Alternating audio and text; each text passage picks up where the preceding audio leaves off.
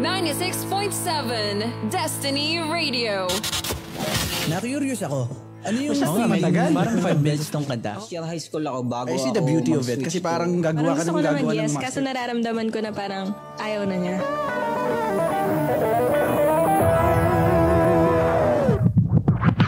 Hi, ako si Jiro. Chillin' with the best local talents from the ground up right here on air. Tara, makipagkwentuhan at kilalanin natin ang mga storya ng ating mga ipinagmamalaking personalidad sa larangan ng sining.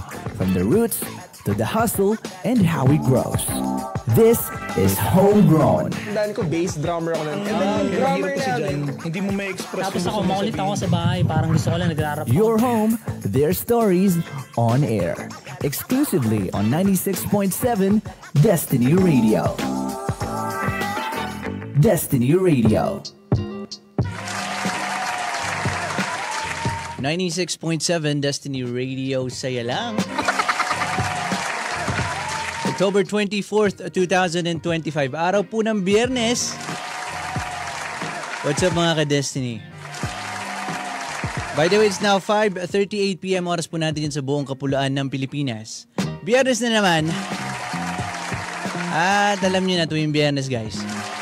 It's another episode of our program, our show. Maligayang pagdating sa Homegrown People. This is your home, their stories on air.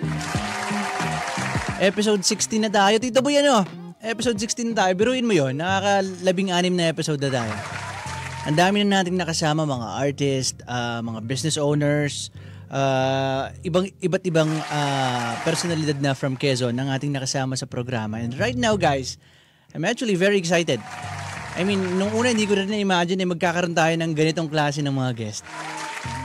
Hindi lang isa, kundi 15, halos 15 na itong mga to. Guys, these people, these guys are what we call wildcats. From Inverga University people. This is Wildcats Cheer Squad. They recently won the Milo Cheer Dance Competition. Actually, back-to-back sila for first runner-up in this competition. Nakakatuwa to, guys. Kung nakakakita kayo sa mga sa Facebook, yung madalas natin napapanood sa sa mga halftime ng basketball games, di ba? Yung mga inihahagis, mga ganun. Guys, these are the people. Ganitong klase ng team ang ating makakasama sa programa. At I'm very curious actually. Anong pumapaloob, paano sila nagtitrain, ano yung mga ganap nila bilang isang team sa ganitong klase ng competition. So tara, without further ado, I have here people once again at the show. I have here the MSEUF Wildcats Cheer Dance Group. I have here the team and the coach. Hello guys, welcome to Homegrown. Yeah, hello. Hello, Coach. Guys, you have the mic. You can speak on that. Good afternoon, Coach. Good afternoon. Good afternoon, Wildcats. Welcome to Homegrown. Yeah, it's good. Maraming salamat, Coach. Speechless ako Maraming salamat. Well, I would like to, gusto ko magpasalamat dahil pinagbigyan nyo ng pagkakataon ng programa. I know you guys are busy. Tanong ko lang, kailan naganap yung Milo competition niyo, Coach? It was October 5. Right? October 5. Sige, mas halukatin natin yung competition niyan. But right now, people would love to know your names. Let's start with Coach. Coach?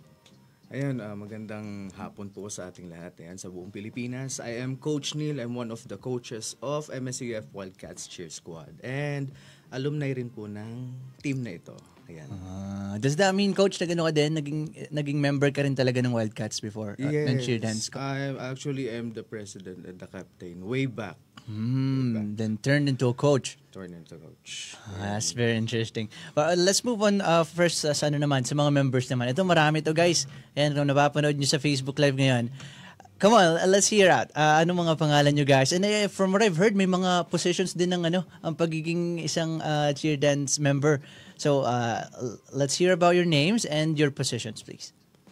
Good evening to everyone, viewers and listeners. I am Phil Jermil S. Ortiz. I'm the former captain of the Wildcat Cheer Squad and now currently president of this group. Parang si Coach before. Yes. Okay. Andrew member of MSEUF Wildcats Cheer Squad base. Base. Mhm. Hello po, good afternoon. I'm Christy Nicole B. Portugal and I am one of the member of the Wildcats Cheer Squad po. So, hi po, I am Teresmelin L. Santa Ana, former team captain, flyer, and a current treasurer ng team. Flyer. Hello po, good afternoon. My name is Kyle Rosales, the main base of Cheer Squad. Another race. Good afternoon, everyone. I'm Jaxel Fontanilla, and I'm also current auditor of the team, and I'm also a flyer. Hello, good afternoon. I'm Brandon Romark S. Gabiola. I am currently the Vice President of the Wildcats Cheer Squad and base po. Another base. Hello po, I'm Gian and a member of Wildcats Cheer Squad and I'm a base po. Finally. Good afternoon po. John Cedric Barrios po. Main base din po ng Wildcats Cheer Squad. Thank you very much, guys. Tapos, for what I know, itong mga kasama natin ngayon, Coach, ay yung mga senior members lang. Hindi pa sila yung kabuohang total ng nung team nyo. Well, actually, this is mix of juniors and seniors. Oh, juniors and seniors. Pero meron pang mga team members na hindi natin kasama ngayon. Ilan kayo sa team currently, Coach? Ngayon sila ay nasa 32. 32? So, wala pa sa kalahati yung kasama natin. Let's just shout them out na lang muna sa mga hindi nakarating. And congratulations to them too. And congratulations to all of you guys. Ilang competitions na yung nasalihan nyo? Actually, it's 4 competitions. 4 competitions na? 2 nationals and 2 Milo nationals. Ayan. So yung sa Milo, I mean, 2 nationals and then yung sa Milo, is it a national too? National din. National din. Kasi yung worldwide, nationwide, ginaganap siya. So, all of those 4 competitions, nationally siya ginanap, Coach. It's very interesting. Kasi, yun na nga parang kanina off-air, natanong ni Coach paano ko daw nalaman na kung bakit merong cheerleading squad dito sa Quezon. Matanong ko lang, Coach, bukod sa Wildcats, meron pa ba sa Quezon na cheerleading squad din?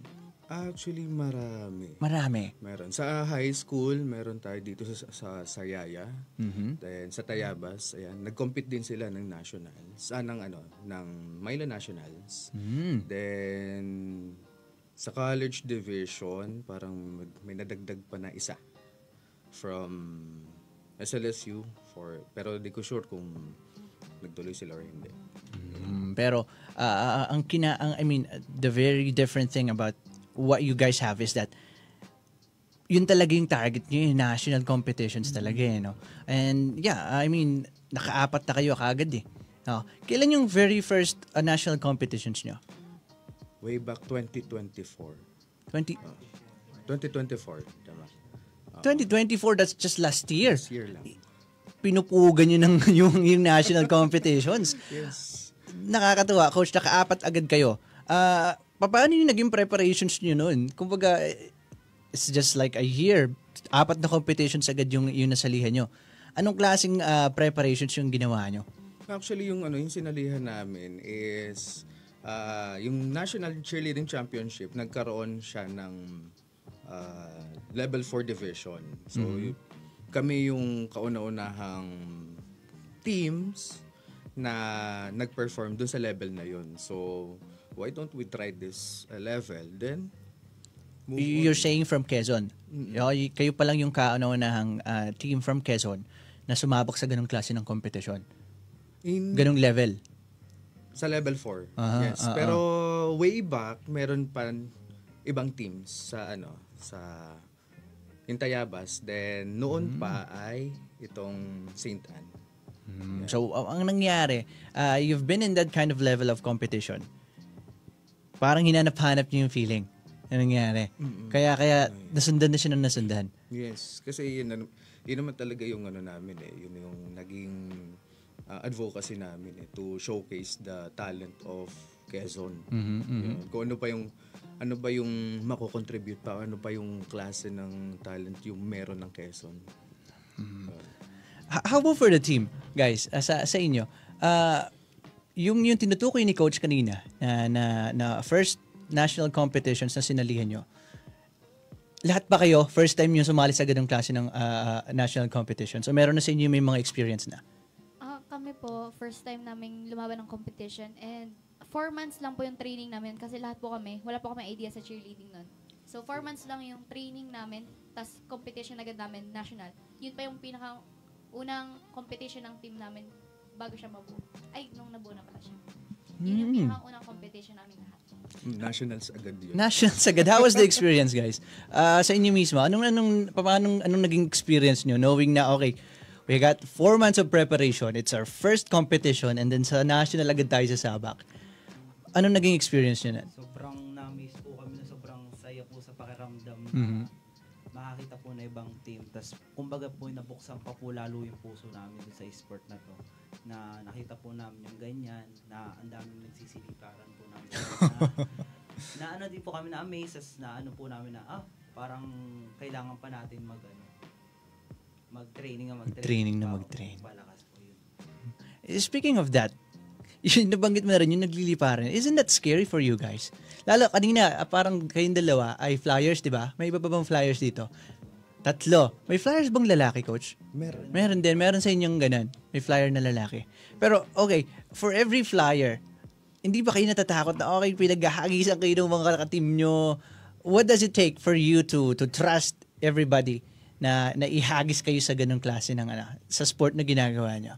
So, ang puhunan po kasi namin flyer is kami sa sarili namin dapat nagtitiwala kami sa kung ano yung pinag-aaralan namin every training. Tapos tinuro din sa amin ng coaches namin na kailangan magtiwala kami sa buong team, sa bases namin. Kasi kapag hindi kami nagtiwala sa kanila, ma-aksidente kami. So, yung pinakapuhunan namin para mabuo yung routine namin, pag nagko-competition kami, kapag nag-perform kami sa iba't ibang performance namin, kailangan yung tiwala na binibigay namin sa isa't isa is buo. At kapag kulang siya, may chances na hindi namin magagawa yung kailangan namin gawin. I think that's very true. Kasi Coach, from sa naiintindihan ko, I think it really takes two to tango pagdating sa mga to. Kumbaga, say for example, the base and the flyers. Kailangan si base may tiwala din sa flyer niya. Yes. And at the same time, si flyer may tiwala din sa base. Tiwala sa isa't isa dapat. Tiwala sa isa't isa para mag-sync yung mga galaw niya, no? How about for the bases? Paano niyo naman tinitake na okay, kailangan sakto yung paghagis ko dito para maganda yung lipad ng flyer or something like that. Paano niyo naman pine-prepare yung sarili niyo? Unang-una po sa lahat, back to basic po lagi kami, back to yung technique po talaga. Sundan po namin yung proper technique, matatapon po namin ng ayos. Balikan po namin yung mga basic. Kasi doon po nagsisimula lahat sa basic po para mas magawa po namin mga difficult na stunts. Sa basic po kami nagre-rely din po. Basic. Opo. Mga basic. So yun yung pinakang foundation nila. And I really think it's the coach's job para ipaintindi sa team nila, okay, the basics, this is gonna be your foundation. At ito yung kailangan tumatak sa inyo. How about for you, Coach? Paano mo naman tinitrain yung Wildcats? Ano yung pinaka-importanting bagay na iniiwan mo palagi sa kanila? Meron kaming 3 rules, which is safety, safety, safety.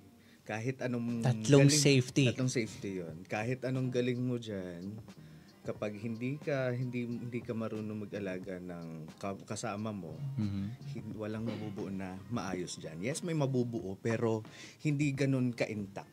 Ganun siya.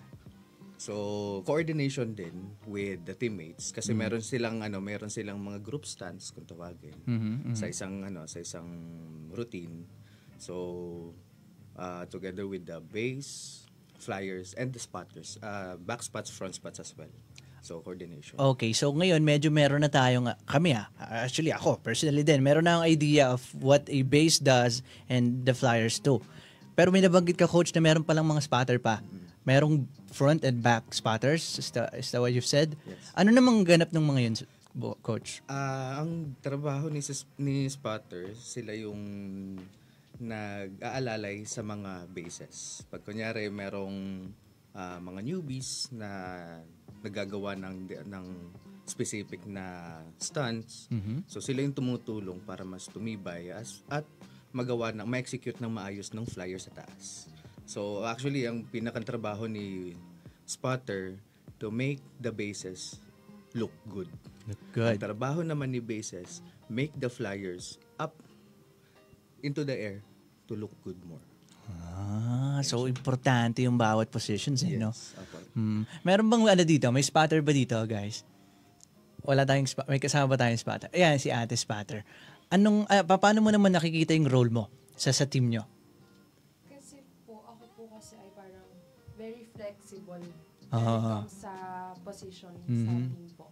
So, spotter din po ako, back spot, front spot, and nagpa-flyer din po ako. So, yung pinakang role ko po is, akala ko po nung una is hindi ganun ka-important. Pero, without front spot or back spot, hindi po yung tatayo ng maayos at hindi magiging confident ang flyer pag hindi po sapat yung foundation dun sa baba po.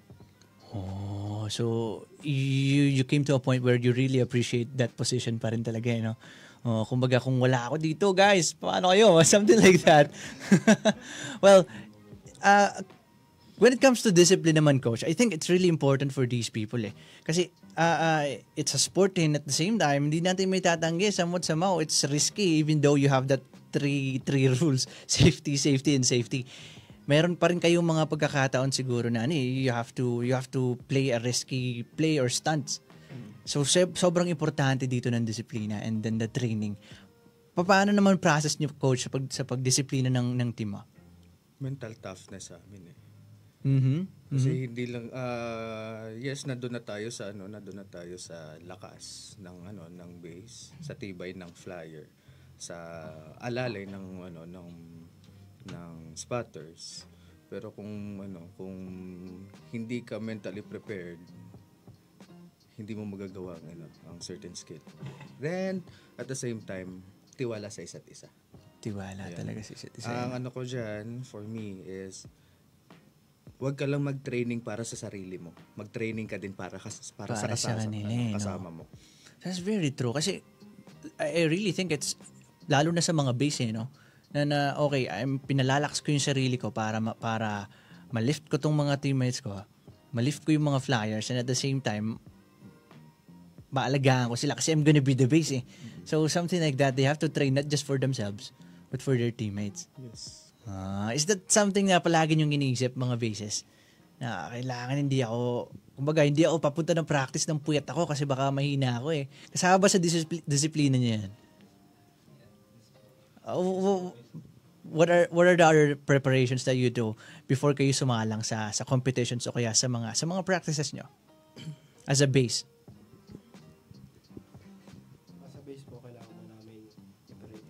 I-prepare lang kami sa sarili sa mga bagay yan. Kailangan mental and physical prepare po kami. Kasi as a base po, kailangan yung flyer namin is ready, hindi yung wala sa sarili. Kailangan po na base at flyer iisa lang na prepared, na hindi po puyat, na hindi po gutom at hindi po mukhang pagod lagi. As a new captain po, prepared po namin na lahat kami is naka-prepared. Bago mag-training is na-condition, kumakain, tapos hindi po kami So that's you taking care of yourselves, not just for yourself, but for your teammates din no? Now, since we're talking about Coach, yung trust sa team. Let's talk about your relationship with each other naman. As friends, kumbaga kapag wala kayo sa training, may mga chances ba na nagja-jamming kayo? Yung after ng training, tara, kain tayo sa sisigan, mga ganon. Tell us about your relationship, guys. Lagi po kaming after training parang nagkakabanding po kami. Wala, nabubuo po ba yung yung trust din po namin sa isa't isa, yung compatibleness namin as a team sa pagbabanding po namin na gano'n. Is it something na lagi niyong ini-encourage, Coach, sa team na, sige, maging magkakaibigan kayo, halos maging magkakapatid kayo? Yes. Actually, every competitions meron kaming mga not just competitions, parang halos every after training merong nagaganap na mga banding, kunyari sila, ayan. So hindi naman namin pinagbabawalan. Kasi doon mas nagiging Intact solid sila, yung no? Oo, magiging solid yung samahan nila. Kasi nasa tayo, we're not just a team. We're a family as well. Family. That's very good. I think that's very important kasi palagi siyang mapupunta dun eh. Kumbaga, you're talking about trust na eh. Kumbaga, before you guys join the team, you're well aware na hindi to may kaakibat na risk at some point kasi magliliparan yung mga flyers na yan, tapos yung mga bases bubuhat ng mga flyers, yung mga spotter kailangan din alerto, so there's a risk. So you guys understand that there's gonna be a risk on that. So at some point, you just really need to trust yourself and at the same time, trust your teammates. Dumating na kayo sa ganung klase ng punto. As I imagine, kagabi pa lang, this episode is gonna be interesting. At marami pa tayong gustong itanong sa mga bisita natin right now. But sige, magpahinga muna tayo ng kaunti yan. Let's take a little break at sa ating pagbabalik, mas makakwentuhan natin ang Wildcats. Ako po si Jiro, kami 96.7 Destiny Radio. Magbabalik po kami. Diyan lamang kayo. Na-curious ako. Ano yung matagal? Parang 5 minutes tong kanta. Kaya high school ako bago I see the beauty of it. Kasi parang gagawa ka ng gagawa ng yes, master. kaso nararamdaman ko na parang ayaw na niya.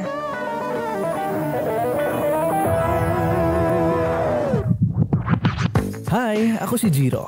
Chillin' with the best local talents from the ground up right here on air. Tara, makipagkwentuhan at kilalanin natin ang mga storya ng ating mga ipinagmamalaking personalidad sa larangan ng sining. From the roots to the hustle and how it grows. This is Homegrown. Tandaan ko, bass drummer ako lang. Drummer namin. Hindi mo may express. Tapos ako, makulit ako sa bahay. Parang gusto ko lang nagrarap. Your home, their stories on air. Exclusively on 96.7 Destiny Radio. Destiny Radio. 6:07 PM oras po natin sa buong kapuluan ng Pilipinas. 7 minuto na makalipas ang 6:00 ng hapon. Welcome back to Homegrown mga ka-Destiny. Kasama pa rin natin ang MSEUF Wildcats Cheer Dance Group. Hello guys! Hello. Now let's go back to questioning these people. Question para sa korte. Coach, tell us the background or how did your team, the Wildcats, started? O baka merong ibang gustong sumagot. What's the history of Wildcats? Ang history po nito ay nagsimula po siya way back bago mag-pandemic. Nandiyan po yung mga coach namin, si Coach Ian, si Coach Neil, si Coach Red, saka si Coach Brats. Sila po ay naglalaro na din nitong cheering. So parang napagpalunuhan nila na magbuo ng isang team ng cheer leading dito sa Enverga. So naplano nila, may plan na po sila ganyan. Kaso hindi siya natuloy kasi nga po nagka-pandemic. So ayun, natapos na po itong pandemic. Tapos dito din po sa 2022, detong cheer dance 2023, sorry. Cheer dance din po. Tapos meron po nag-step up na si Simon Martinez po na mag-build nga po ng naudlot na plano ng mga coach namin na ito pong group na Wildcat Cheer Squad. So ayun, dahil po doon sa mga pangarap po ng coach namin. Kaya nabuo. Oh, that's a wonderful one. So coach, ibig sabihin, base sa kwento niya, you guys are member of the first Wildcats. Ikaw kasama ka doon. And then pandemic came na somehow na-dissolve yung team. And then nung ikaw na, you decided to be the coach of the team, nabuhay mo ulit yung At sila na yun. Sila na yung mga bagong babies ng Wildcats. Sila na yung pioneer. Oh, yung Wild Kittens. Sila na yung pioneer nung newly formed Wildcats. Pero before, Wildcats din ba yung pangalan ng cheer squad ng Enverga? Yung nung time ko, Wildcats Cheering Squad siya. Wildcat Cheering Squad. Okay. Yan. Tapos, parang sila na yung hinahandle namin. Why don't papalitan natin ng Wildcats Cheer Squad. Cheer Squad. Then yun, Wildcat Cheer Squad, yan, nanganak na. Sila na yun. Yan. At ang nakakatawa rin sa ano na yon, sa story na yon, habang inaayos namin itong Wildcats Cheering Squad, nasa thesis ako, then meron pa akong isang team na hinahandle? Hindi naman hinahandle. Kumbaga member ako. Okay. Yun. So, yung tatlo kong co-coach ngayon, si Coach Red, Coach Ian, and Coach Brats, sila yung coach ko. Before? Yun. Then, yun, sadly, nagka-pandemic, nawala. Then, napagplanuhan din the Coach Red, Coach Ian, na ibalik natin yung cheering. Then, okay naman na yung may bylaws namin. Meron na kami nagawang mission, visions, bylaws, etc. Tapos yun, napangunahan ni Simon, naging member nila sa synchronized dance. Yun. Then, ang sabi lang sa kanya, sabi lang kay Martinez na magbuo ka lang ng 30, tutuloy natin ng cheer squad. And all of a sudden, parang wala pang 1 week, right? Wala pang 1 week.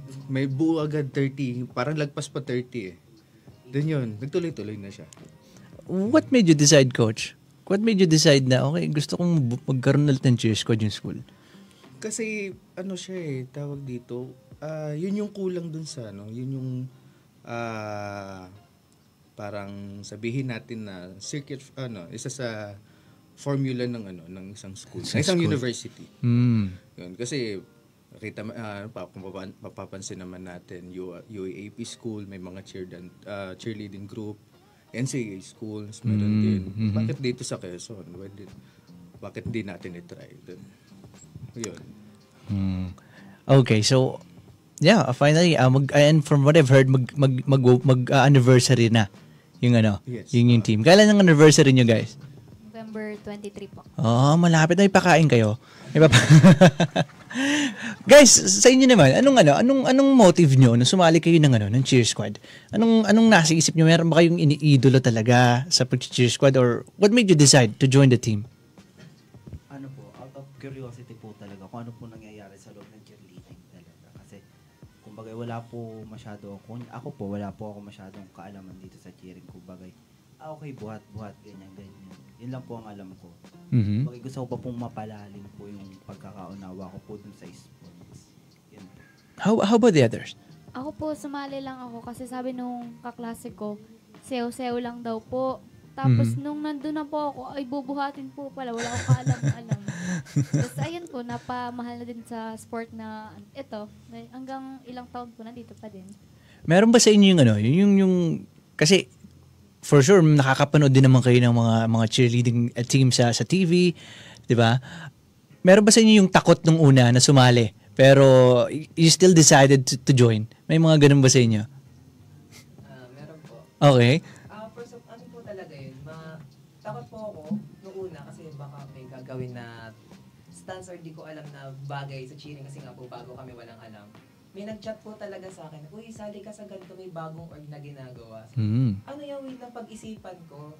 Sige, kumain lang ako, tapos nakita ko parang 1 hour, nasa GC na ako nung tapos sabi, magkikitan daw po kami. So, tinry ko na po. And then, pakilala. So, nung tinry, una natakot ako kasi di ko talaga alam. Tapos yung nakita ko naman yan si Phil, naging first partner ko po doon. And then, nawala po talaga yung takot ko. Ano yung pinaka importanteng realization na na-realize nyo ever since sumali kayo sa cheering squad? Since, okay, marami sa inyo siguro nasa isip nung una, delikado, nakakatakot to. Pero since, sabi nga nila, when it's scary to jump, that's exactly when you jump eh. Or else you're gonna stay at the same place your whole life. Diba? It's from a movie. I think that's most of you have done eh. Na nakakatakot nung una pero parang interesting nun. Gusto kong salihin yun. What's the realization after that? Kasi mag-1 year na kayo eh, no? Anong realization nyo? By joining the team? Po namin na sumali kami. Mm-hmm. Hindi po pala, dapat focus ka lang sa isang, sa school, focus ka lang. Pwede ka palang mag-explore pa ng ibang gawain na doon mababaling mo yung pagod mo sa school. Dito, pagpasok mo na maths, magkakaroon ka ng maraming friends, na hindi lang pala umiikot dun sa school yung buhay mo. Meron pala outside nun. There's more to life, no? Lalo pagka, speaking of that, since ang nangyayari, I mean, madalas din siguro yung mga trainings nyo, lalo pag may competition. Paano nyo naman nababalanse yung oras nyo? Bawa, may mga school activities kayo, pero may kasabay kayong practice. Paano nyo nahahati yung oras nyo?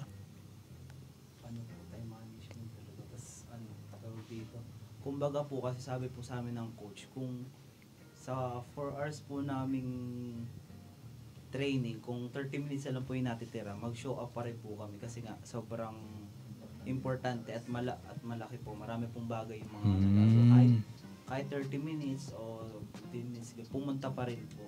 Kaya every minute po, kasi counts. Every minute counts. Every second counts. Yun po kasi din ang problema ng team kasi nga po iba po ng schedule. Oo. 8:30, so hanggang 9 lang po yung training namin. So kahit 30 minutes na lang po yung natitira, attend pa rin po kahit 30 minutes. Para po, marami po pong mabuko. I see. So, anong nangyayari? Kasi gusto nyo yung ginagawa nyo, kahit konti na lang yung panahon nyo, gagawa nyo ng paraan para makapunta sa rehearsals and makapag-perform. Ano yung guys, ano yung pinaka-fulfilling para sa inyo sa pagsali sa isang cheering squad? What makes it fulfilling kahit na minsan nakakapagod, nakakatakot? Para sa amin, kumbaga po may na-unlock sa sarili ko, tapos may na-unlock na skill na bago na hindi ako makapaniwala na, kaya ko pala itong gawin. Tapos lang ako, nagugulat na lang ako na kaya ko na to, na basic na pala yung mga ganito. Yun po. How about the others? Go brother, nasa ining mic. We wanna hear you speak. Yun nga po, fulfilling na muna po is, yun, pag nakapag-training po, nag-enjoy po.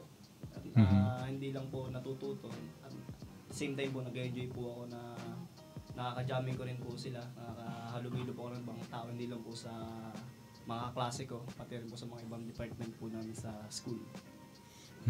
That's very true, coach. Kasi sila magkakaiba sila ng course, right? And at the same time ng year. Magkakaiba din sila. Anong requirement nyo, coach? Nung nagkaroon ba kayo ng pa-audition para maghanap ng members or what happened? Paano nyo nabuo yung team nyo? Actually, wala, talaga sila since nasabi nga ni Phil na out of curiosity. Yun. So most of them, hindi, walang ka-idea what cheerleading is. So, lahat, parang grassroots. Kumbaga sa amin talaga nanggaling yung yung knowledge nila in terms of this sport. Okay, now we have that understanding na karamihan talaga sa kanila wala halos idea of what the sport is.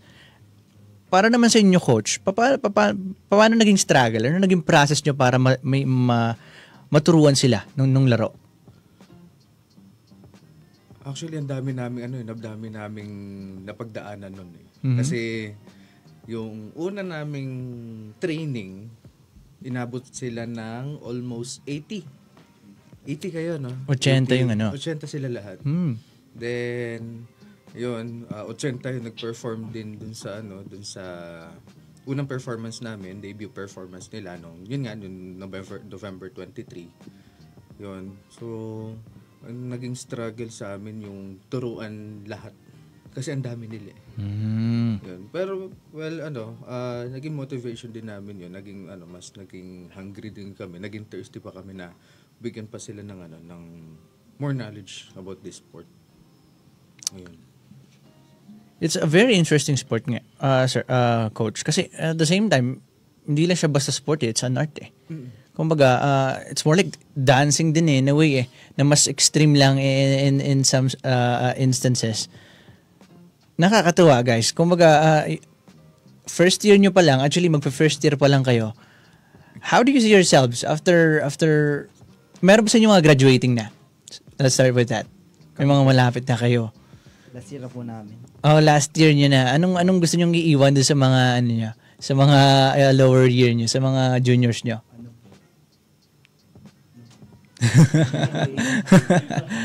Do you plan to still be on the team even after graduation? Doon sa mga graduating?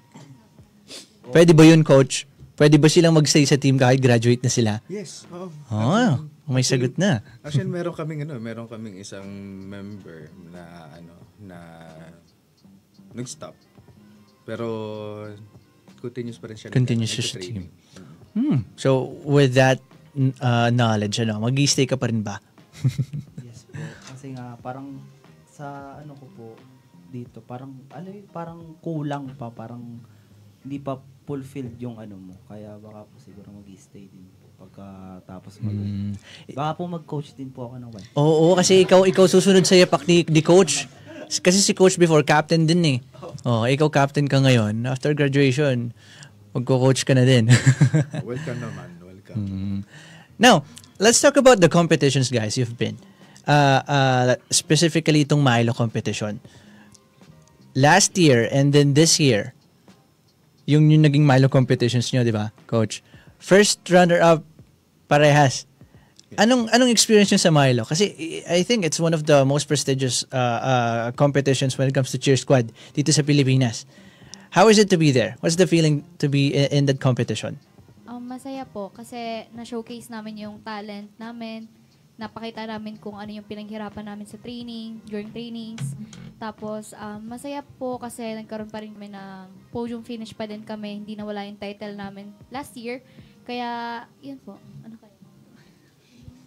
So, nung pag po nandun na po kasi, nakaka-overwhelm po kasi talaga siya. Mm-hmm. Pero wala na pong wala nang balikan. There's no turning back talaga. So, ang kailangan mo lang gawin is do your best. At saka ay kailangan mo lang mag-focus dun sa gagawin mo para hindi ma-distract din yung ibang members. Coach, sa inyo naman, bilang mga coach, for sure you do take pride of your team. Anong ibig sabihin sa inyo ng pagkakapanalo sa ganitong competition? And yeah, you clinch as first runner-up twice on that competition. Actually, this one is, dala namin dito is pride and gratitude. Kasi sa Milo kasi limited ang slots. So, this one is a very good opportunity para sa team. Kasi ito yung isa sa mga competitions na sinasalihan ng team kasi wala naman kami, hindi naman kami part ng UAAP, NCAA. So, ito yung mga competitions na sinasalihan namin. Grieve talaga na all out. Ibibigay namin all out yung kaya nila at ano pa yung kaya pa nilang ilabas. Ayun. So yung Milo cheer dance competition it's more like open to the public, no? Mas siya. And at the same time, limited yung slot pero maraming nag-a-apply. Marami. And then look at you guys. Dalawang beses kayo nag-try, dalawang beses kayo pumasok and you clinch sa title. And then at the same time, it's a national competition and hindi na lang yung school nyo yung dala nyo. Nung lumaban kayo doon, dala nyo yung Quezon. Quezon as a representative. That's very cool. Kayo guys, na-realize nyo yun? Nung sumasali kayo ng competition yun, bit ko ang Quezon, ang pangalan ng Quezon. How do you guys take pride of it naman? Paano nyo pinaparealize niyo sa sarili nyo? Paano nyo binibit-bit sa sarili nyo na, okay, I'm gonna step on this competition na dala-dala ko ang pangalan ng Quezon? So, lakas lang ng loob talaga po. Kasi di ba meron nga po kami dinadalang pangalan. So, ang kailangan lang namin gawin kapag nasa competition kami is pakita namin kung ano yung pinaghirapan talaga namin. Yung kumbaga, kailangan namin ipakita yung talent ng meron ang Quezon. Kasi, di ba, hindi nga po siya ganun ka-popular dito sa Quezon, yung sport na meron kami. So, kapag naglalaban kami sa competition, nandun yung, ano ba tawag doon? Pumupunto ka ba doon ng Quezon yan? Totoo. So, I mean, I really think na the show has been one of the channel for everybody in Quezon to know na okay, meron po tayong national competitive team dito sa Quezon, and ito yon, yung Wildcats yon, kasama natin ngayon sa programa. And people are gonna know na ayan, lumalaban ng national competitions itong mga taga Quezon. And for sure, proud ang mga taga Quezon sa inyo. Now, what's the most unforgettable moment that you had on those competitions that you've been? Meron ba kayong isang bagay na hindi makakalimutan na naganap ng competition na yan? Siguro po yung, di ba, first time po namin lumaban. Mhm. Ako po, first time ko po lumaban. Ang ganong kalaking competition. So, unforgettable po sa akin yung mga ano po ba, yung mga sigawan, yung iyawan, pati po yung sigaw po namin as a team na yes, na parang hey. Sige nga, parang Pyramid na kasi. Kumagay na buo po namin na ano po tawag dito. Na buo po namin ganyan. Natapos po namin ng maayos yung routine, yung nagawa po namin ng maayos yung routine. Kaya ayun po yung unforgettable moment. Ito pa, meron ba kayo ginagawang ritual bago sumabak sa stage? Kasi di ba madalas may ganun yung parang, I mean, sa basketball ko to madalas nakikita. I don't know if you guys do it. Pero alam nyo yun, 1, 2, 3. Hey, may something ba kayong ganun ginagawa? All the time. What's that you do?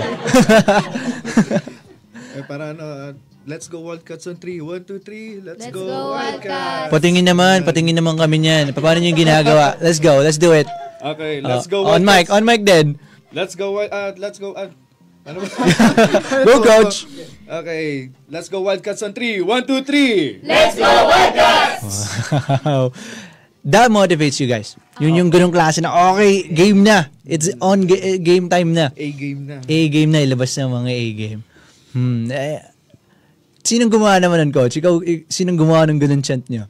Kaya parang naging kumbaga nadala na rin namin sa mga teams mga past teams namin. Tapos yun, pinapasa na namin sa kanila. Mas lalo yung yung 1, 2, 3 safety bago gumawa ng routine. Ritual na. When you say routine, coach, what do you mean by that? Routine yung pinakang sayaw namin. Yung okay. Yung talaga yung tawag sa kanya routine. I see. Now, let's talk about this, coach. And I think it's a question for these guys sa team. Nagkaroon na ba kayo ng times na parang gusto niyo ng isuko yung ginagawa nyo dito sa team na to? Ever had that kind of moment in your life? Actually, maraming times po talaga. Para po kasi siyang love or hate relationship. Mm-hmm. Kasi po, syempre po, hindi naman po tayo pare-parehas ng pinagdadaanan. Minsan nahihirapan din pong i-balance yung mga relationship outside the team, yung academics, family issues, yung mga ganun po. So, pag po parang dumating sa time na parang super burnout, talagang tapos sobrang pagpunta ng training, parang pagod ka pa rin. So, meron times talaga na parang gusto mo na lang tumigil. Mm-hmm. Gusto mong sumuko. Pero, pag naman po nandun ka na, nawawala po yun kasi nakaka-discover ka ng bagong skills, tapos na-discover mo na, ay, kaya ko pala to. So, parang magkakaroon ka po ng inspiration at motivation na ipagpatuloy. That's great. Anong ibig sabihin sa inyo ng pagiging isang member ng cheerleading team nyo? Beyond the stunts and choreography na ginagawa nyo madalas, what does it mean? Especially to be a wildcat. What does it mean for you guys? Para sa akin, parang fighter. Laban palagi, hindi nasuko po. Totoo. Ang hirap po. Laban lang, tuloy lang. Walang bibitaw, walang susuko. Tuloy lang. I mean, totoo yan kasi paragi kayo may challenges sa training pa lang ninyo, sa ang tawag mo dun, coach, sa routine nyo. Kasi before you perfected a routine, for sure yung mga hagis-hagis na yan, may mga sablay din minsan bago nyo ma-perfect yun. Nararamdaman mo rin, coach, as a coach nararamdaman mo rin ba na parang frustrated na yung mga bata ko, hindi nila magawa yung nararamdaman mo sa kanila yun? May mga chances na ganun sila? May time, oo. Pero syempre, naintindihan naman namin yun kasi dala din naman ng pagod. Pressure din, pressure sa loob ng team. So syempre, let's pause for a moment, breathe, Yan, reset tayo. Then, pag okay na, balik ulit tayo. Okay. Pag-refresh na, okay, let's go for another one. Basta ang tatak ng Wildcats, laban palagi. Laban palagi. Sinachant na rin ba yun? Fighting. Meron isa, tawag dito, do your best. Do your best Do naman. your best and God will do the rest. Yes. That's true. Amen. Hi, Neil. Amen. Now, Coach, for sure, ito, marami ng listeners and viewers natin na nagkaroon ng mas malawak na idea pagdating sa cheer dance, sa cheerleading, dyan sa sports na ginagawa ng team nyo. May mga na-inspire na dyan. Kasi ang nangyayari, Coach, hindi naman lingid sa ating kalaman na hindi siya ganun kapopular na sport dito sa atin sa Quezon. But maybe, just maybe because of this episode, marami ng tao yung mas nainganyo na nasubukan yung sports na cheer dance. How would you encourage these kids or these aspiring cheer dance members? Anong gusto mong sabihin sa kanila, Coach? Siguro magsimula muna kayo sa passion. Ayun. If you love this, if you love the sport, everything will follow. Kasi ang cheerleading, nandyan lang yan. It's more on mental toughness, tibay ng loob, linaw ng pag-iisip. And syempre, dito sa cheerleading, effort and attitude is always win. So yun. So, laging matatag. Yan. Tsaka yung attitude din, no? Kailangan. Tsaka yung disiplina. Yes. Sila isa sa number one factor or kailangan sa loob ng team para mas maging maganda yung ma-project mo sa harap ng maraming tao. Yun. Mas magaan kang tingnan. Mas magaan kang panoorin. How about for the members? Let's ask the team captain. If you're gonna welcome, team captain, if you're gonna welcome another newbie on the team, what would you tell them? If you're gonna encourage somebody to join your team, what are you gonna tell them? Gagawin ko lang po is, i-build yung kanilang confidence kasi doon po magsisimula lahat. Kung mahal mo tong ginagawa mo, kailangan may sarili kang self-confidence kasi kung wala, paano ka magpe-perform kung nahihiya ka? Kailangan ng self-confidence kasi kailangan may tiwala ka sa sarili mo na kaya mo, kakayanin mo pa. That's true. And at some point, kung ganito yung gustong sabihin ni team captain, I think kung meron pang hindi pa ganun ka-confident sa sarili nila, if they join your team, you're gonna teach them how to be confident of themselves. Si team captain ang bahala sa inyo. Be loud and proud. Be loud and proud. Actually, yun ang kailangan dyan puso and dedication. Yan. Kaya, always listen, learn, and always trust the process. And everything will follow. Mismo. Hindi naman wala namang magic Coach. Magic. Kailangan mo pagdaanan talaga yung process. That's very true. Now, guys, anong naman natutunan nyo pagdating sa Kasi ito, napag-usapan na natin, you need the discipline, you need to trust yourself, and a lot of things that this sport will teach you. Aside from those things, ano yung aral na natutunan nyo sa team, just sa sports, na na-apply nyo sa sarili nyo buhay as an individual? What's that? Yun nga po, yung wag susuko agad-agad. Tapos isa pa ay, nadala ko rin po sa tunay na buhay yung umattend on time. Kasi mahalaga po talaga. Punctuality, no?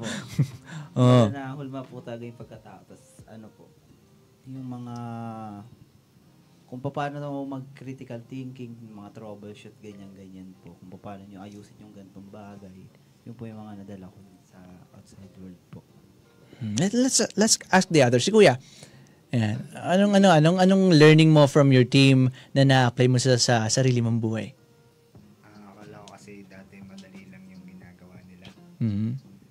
Then, nung sumali ako, parang kaya ko din yan. Tapos nung tinatry ko na parang ang hirap pala. Parang ganun din sa tunay na buhay. Kung hindi mo talaga pupusuin, talagang hindi mo matututunan. And you have to try, di ba? Sabi nga nila, you're gonna miss the 100% of the shot you won't take. And you take the shot. At nalaman mo, di ba? At least nagkaroon ka ng chance. And look at you. You're one of the strongest base for what I know. Isa sa team nyo. Okay. How about the other? Si Kuya nakasalamin. Tanongin din natin si Kuya. Para po sa akin, yung nadala ko po sa cheerleading sa tunay na buhay po is yung discipline po talaga. Throughout training po namin, talagang nandun po yung discipline namin para lang magawa po yung routine namin to the point na nadadala na din po namin siya sa tunay na buhay. So a lot of perks that you guys will get if you join this cheerleading team. Kumbaga, I would say hindi lang naman sa hindi lang naman sa Wildcats If there's gonna be other cheerleading squad out there na sasalihan nila, may matututunan at may matututunan din sila, no? Marami. Now, Coach, what's next for the Wildcats? Anong mga plano nyo? Plano namin, ayun, mag-compete ulit sa national stage, ayan, tapos siguro move up sa higher level. Yun. Then siguro sakupin na namin ng buong Quezon. Buong Quezon. Yeah, speaking of that, Coach, paano mo naman nakikita yung cheerleading thing dito sa Quezon in the future? Since okay na, nag-start na ulit kayo, nabuhay na ulit yung Wildcats, at meron ding ibang teams dito sa Quezon na mga cheerleading teams. How do you see the future of cheerleading thing dito sa Quezon, Coach? Quezon, napakaraming talent dito sa Quezon. Very true. Very true. Ang kailangan lang natin exposure at saka suporta. Number one yan. Exposure and suporta. And sa national stage, we are ready tayo. Ayun. So, the energy, creativity, yan, meron tayo yan. So, kaya natin sumabak sa national and international. Ayun, yun din ang future namin, goal. International competitions. Ayan. You will get there. And yun na nga, I think, kaya na sinabi mo, Coach, dito sa Quezon, sakupin muna natin to dito. Kumbaga, mas ipakilala natin itong cheerleading thing. Kasi maraming magagaling. And at the same time, marami pa dyan na hindi lang alam yung sports. Pero for sure, magugustuhan nila yung sports. Baka mamaya, ang Quezon pa ang maging powerhouse ng cheerleading. We'll diba? Never know. Who knows, diba? And at the same time, maybe after this episode, may mag-chat na sa inyo, guys, gusto kong sumali dyan. Napanood ko sa homegrown. ang galing pala dyan. Diba? Well, and at the same time, the support. Kumbaga, genuine support from the Quezonians. Kasi ito, I always tell this sa show na kapag meron tayong nag-guest dito, and at the same time, sumikat yan nationally. Bit kasi yan yung pangalan ng Quezon So, huwag nating ipagdamot yun kasi kababayan natin yung mga yan Let's show them support. Kung hindi man pinansyal, let's show them genuine support, the very thing that we could give them. Diba? Kapag sasali sila sa mga bagay-bagay. And especially kapag kabit-bit nila yung pangalan ng Quezon sa ibang lugar. Now, Coach, nakakatuwang makakwentuhan ng Wildcats and ikaw, Coach. But if I'm gonna ask, nagkaroon bang Wildcats ng inspiration na dream team? Say for example, as an artist, there's gonna be an artist na tinitingala ko din in some sense. Ang Wildcats ba, meron ba kayong mga idol din na cheer dance team? Meron pa. What's that? Who's that? Kami buong team po, idol po namin, NU Pep Squad kasi halimaw naman po talaga. Halimaw yung mga term na gamit. Ako, pangarap ko po mabuhat ng isang Coach Evan ng Team Pilipinas po. Coach. Okay. So, anong team nga? NU Pep Squad. NU Pep Squad. National University po. Oh. So, sila yung isa sa mga inspiration nyo. I would love to ask din kung sino yung team naman na gusto nyo makakollab At ikaw, meron ka nang gustong bumuhat sa'yo, si Coach. Coach Evan po ng Team Pilipinas. Ng Team Pilipinas. Oo. But when it comes to teams, nangyayari ba yun, Coach? Nangyayari bang may mga collaborations ng mga team? Yes, pwede. Meron. And who's that? Who's that team that you guys dreamed of collaborating with? NU Pep Squad. NU din. What's the thing that you love about that team sa NU? Halimaw po kasi talaga sila. Kahit talagang sobrang galing po nila. Discipline po, lahat. Body perfect. Perfect. Tsaka kasi yung mga coaches po namin, former member po sila ng FEU cheering squad. Isa din po sa pangarap namin makakolab.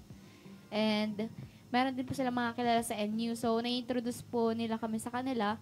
And yun po, kaya napapanood po namin sila sa mga UAAP. Kaya pangarap talaga po namin na makakolab sila. So, who knows? Maybe, hindi lang collab. Malay nyo mag-start siya as a competition no? Something like that. Na okay, kakaharap nyo sila kaka-compete nyo sila. Diba? It would be a dream. Kumbaga, it's gonna be an honor. Diba? It's not a thing na okay, katunggali na kami kayo. Pero hindi, yung chance na makasama sila sa stage, kahit hindi muna collaboration no? Oh, that's a dream. That's a dream. Alright, guys, maraming salamat. It's been really an honor din na makakwentuhan kayong lahat. Coach, maraming salamat. Isa pong karangalan. Before we say goodbye, baka meron kayong gustong batiin, pasalamatan. Let's go. Let's go, guys. Kayo muna. Shoutout po sa mga coaches namin na nanonood. Nasa training po kasi sila ngayon. Okay. Tumakas kayo, ha? Right after this interview, doon din ang pupunta. Okay. Start na agad ng warm-up. Marami mahaba-haba hahabulin nyo. Shoutout po sa lola ko na hindi alam ang pinaggagawa ko sa cheer. Sumali pa ako sa competition na hindi nila alam. Ayan, ipapanood mo kay Lola yung replay para maintindihan niya kung anong ginagawa mo sa team. Okay. Hello po doon sa pamilya ko. Wala na po akong alawan. Pengi do baon. Alright, who else? Let's go, guys. Sige na. Shout out po kay Cassie and sa family ko po. Who else? Shout out po sa boyfriend ko na nanonood. Oy! Alright, who else? Si Kuya. May gusto sabihin? Shout out po sa lahat ng nanonood. Sa mga taga-Mauban, yan. Maraming salamat sa suporta ninyo sa team namin. Yan. Habol? Okay, let's go with Coach. Coach. Ayan, shoutout po sa Enverge community, ayan, sa Lucena City, and syempre sa buong Quezon na nanonood dito. And syempre, buong Pilipinas. Ayan. And just want to say thank you. Maraming salamat din po. It's really an honor, guys. Yun na nga, nabanggit ko kanina, I did not expect na may cheerleading squad team ako makakasama sa programa. And you guys are the first, and sobrang solid. Maraming salamat sa inyo. Thank you po. Maraming salamat. At syempre, maraming salamat din po sa lahat ng tumutok sa programa. Hindi ko na kayo maiisa-isa, pero maraming salamat. I really appreciate you guys. Sige, basahin na rin natin sila. Konti lang pala si All-Star Ian II. Yeah, Coach Ian. Hello po, Coach. Ayan, sabi niya, no, wala pang 24 hours, may nabuo ng members. Nakikinig si Coach kanina. So, ito yung history nung kung paano nabuo yung team. Wala pang 24 hours, nabuo na ng members. Hindi pala 1 week. Ayan. Sabi niya pa, sabi ni Lavinia Garcia, wow naman. Ayan. Ayun, nagagawa ng costume namin yan. Scout. Sabi pa ni Sir All-Star, hi baby Joshua daw. Villases. Simon Martinez. Hello po, Sir Simon. Si Joshua Visales, ayan. Sabi niya, hi po Coach All-Star. Yan po talaga. Sila pala yung nag-uusap sa comment, guys. Kala ko tayong tinatanong. Naging group chat naging chat box no? Ayan, si Julius Saligumba, sabi niya, artista talaga eh. Ayan si boyfriend. Alright, maraming salamat po once again sa pagtutok.